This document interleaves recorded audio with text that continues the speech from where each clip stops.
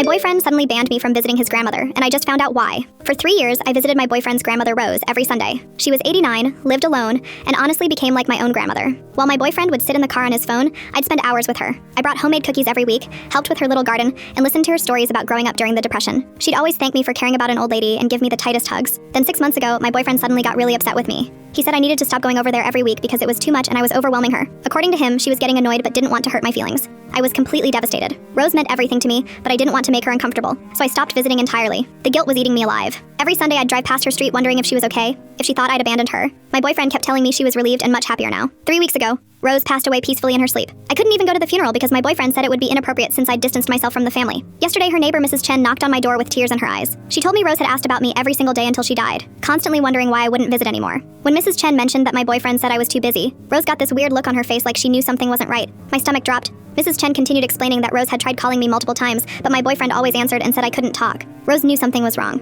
Then came the bombshell. Rose had made some changes to her will recently because she wanted to make sure the right people were taken care of. I couldn't believe what I was hearing. The will reading was today. I sat there in complete shock as the lawyer started reading. Rose had left me her handwritten recipe cards, some of her jewelry, and $50,000. But here's the part that made my blood run cold. She left my boyfriend exactly $1. The lawyer explained that Rose had specifically requested he read her message aloud, that she was leaving her grandson, who chose selfishness over love, who kept her chosen granddaughter away during her final months. Exactly what his heart was worth. My boyfriend's face went white. He started yelling about how this wasn't fair, demanding to know what lies I told her. The lawyer then revealed that Rose had left detailed notes about discovering my boyfriend's deception. She'd figured out that he'd been intercepting her calls and lying to both of us. She was quite clear about his character in her final wishes. Rose had outsmarted him completely. She knew exactly what her grandson had done and why. I'm still processing everything. The money is life-changing, but what really gets me is knowing that Rose spent her final months thinking I'd abandoned her when I would never have stopped visiting. Some people don't deserve the family they're born into, but sometimes real family chooses you anyway.